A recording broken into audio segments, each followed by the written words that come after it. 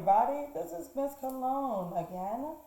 Going to show you real quick a recap of how do you find the unit rate in a given situation.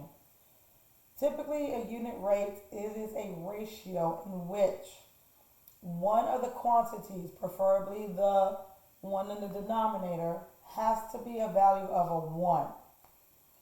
This is simply easier to see because it's easier to compare.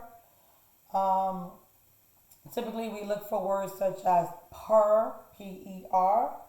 So your unit rate is usually miles per hour, cost per pound, and so on. So we're going to do a few examples on how to find the unit rate in a given situation. And then there was another part that I did not bring up that needs to be addressed. What if I was given a ratio, but it's not asking for the unit rate? Okay, and this will be another method to use. So let's start real simple with number 1. Tamara bought 8 pairs of shoes for $256. How much was 1 pair of shoes? So that's the key word here, 1. I want to know how much would have been for 1 pair of shoes, not 8, right? So typically, I write it in words first. I would write the cost, which would be in dollars, per 1 shoe. Okay. Now, we're going to get to that in a minute. So your cost has to align with your cost. So that's $256 per however many pairs of shoes in total. So far, 8 pairs costs $256. So I only want to know what 1 pair is like. So you're going to have to use a calculator, okay? And just simply divide. These kinds of questions, all you do is divide. So if I divide, the result becomes $32 per pair of shoes, basically, if you were to write it in words. Okay. Let's try an interesting one. Let's try number 10 with these weird fractions. Grant can run a half mile in 5.5 minutes. How many miles can Garrett run in 1 minute? Now we know he can run half of a mile in 5.5, but I want to know how many he can do in 1 minute, not 5.5. So you will have to write out the number of miles per however many minutes. Okay. Again, if you write it in words, you would not put the numbers in the wrong place. So 1/2 aligns with the miles. So 1/2 per 5.5 minutes align with the minutes. Now, we do not divide fractions. That is a big no. We can add them, subtract them, multiply them, but we cannot divide them. So, if you use Desmos, you will have to change 5.5 either as a decimal or as an improper fraction. For some people's sake, if you're using Desmos, we can change these both fractions to a decimal. 1/2 is the same as 0.5. 5.5 is the same as 5.5. Okay? And then all I'm going to do is divide. So, when you divide 0.5 divided by 5.5, you do get a repeating decimal. So we're going to round, not round it, well, we're going to round to 2 decimal places. Let's do this. We're going to round to 2 decimal places. So we're going to have 0.09 miles in 1 minute. And again, it does make sense to the problem because in 5.5 minutes, you only ran half of a mile.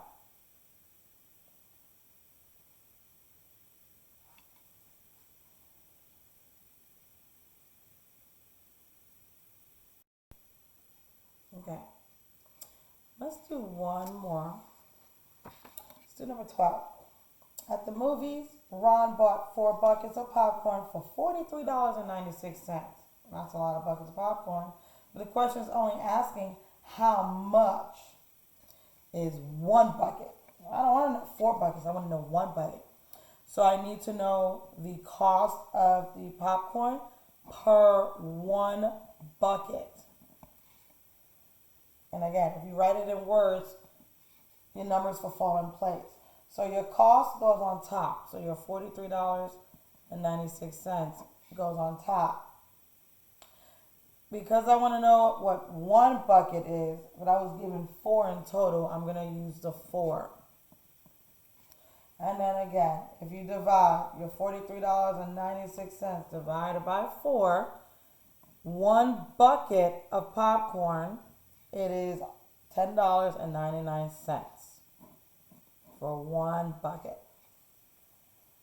Now, all of these scenarios you can check by going in reverse. You can multiply your unit rate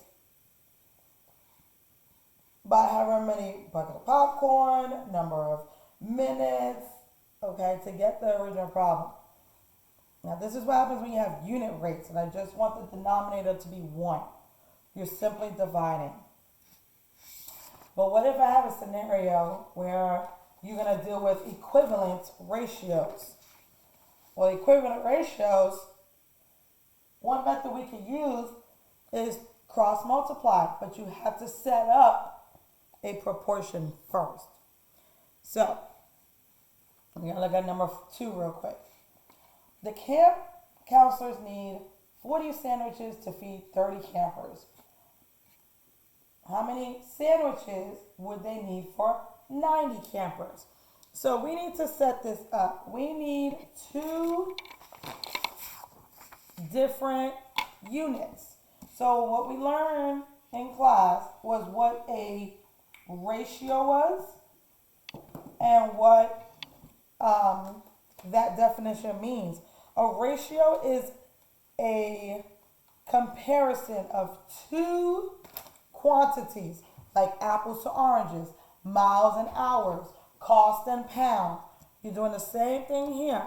So before I plug in anything, you need to know what your 2 quantities are. It is advisable if you look at the question. The question is asking for how many sandwiches would they need for how many campers. So my quantities are sandwiches and campers. So let's write it like that. Sandwiches to campers. And again, a ratio can be written as a fraction. So I could have done campers over sandwiches or sandwiches over campers. I'm just going to tell you that's very important because whatever you do on one quantity, you need to do it on the other. So if this is sandwiches over campers, your other ratio needs to be sandwiches over campers. And we're going to plug in what we know and then solve what we don't know. So I know in the first sentence, there are 40 sandwiches for 30 campers. The question is, how many sandwiches? So I don't even know the top fraction. I'm going to put a variable because I don't know that. I'm going to solve it. But I do know in this scenario, however many sandwiches it has to feed 90 campers. So one way I can solve this is to cross multiply.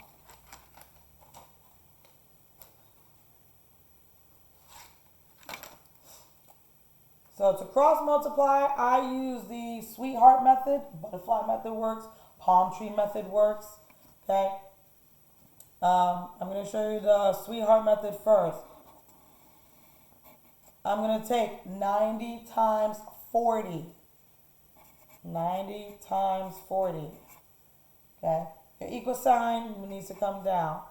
Then you have to do 30 times x. Now, sweetheart, because it's called, it looks like a heart, okay? So I'm going to do 90 times 40. If you do 90 times 40, that's 3,060 if you use a calculator.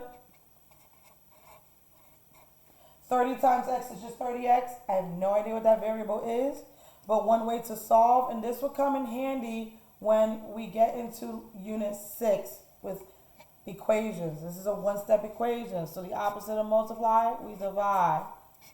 Again, use your Desmos calculator. So for 90 campers, you would need 120 sandwiches.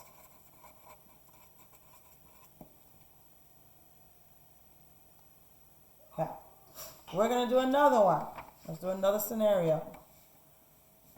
Let's do number 9. Number 9 say Linda baked 12 pies in 8 hours, but I want to know how many pies can she bake in 2?